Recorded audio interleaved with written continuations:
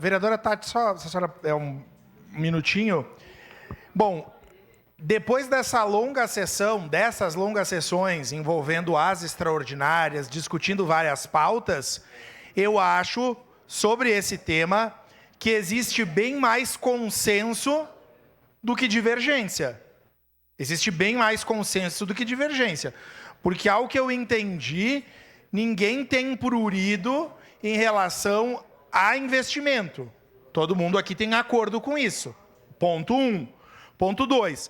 As divergências que tem em relação ao projeto são de questões específicas das ruas que estão postas, fora as críticas que já se fez, mas acho que já passamos disso.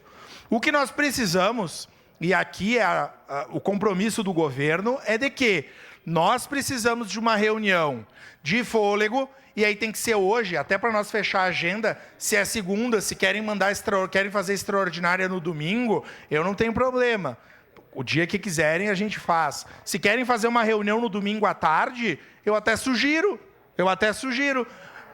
Por mim não tem problema. Eu sou soldado da cidade. Se é para discutir, vamos fazer. Só que não dá para ser uma reunião como foi ontem. Tem que ter os dados técnicos dessas ruas. Eu estou recebendo mensagem aqui agora, por exemplo. O que justifica recapear Dom José Baré enquanto nós temos pencas de ruas nas cidades buracadas? Então tem que dar essa justificativa. Porque aí o critério não está nítido nessas questões. Então é isso que eu quero levantar. Eu estou disposto, participei da reunião ontem, a semana está atrolhada a semana que vem, né, os compromissos. Precisamos desse retorno. Mas, por favor, não chamem uma nova extraordinária sem nós, vereadores, termos a clareza do que foi posto aqui. Porque aí, a partir disso, a gente consegue avançar. Agora, do contrário, e isso são questões...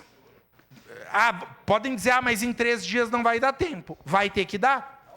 Vai ter que dar tempo, porque corre o risco do projeto ser rejeitado ou ser solicitado um novo pedido de vistas. Então, vereadora Tati, não corram esse risco. Vamos dialogar, que venha representante da SAMAI, de obras, do trânsito, o bispo, quem for necessário. Mas para que nós, efetivamente, consigamos avançar, né, diante do atrapalho que até aqui esse projeto envolveu. Muito obrigado.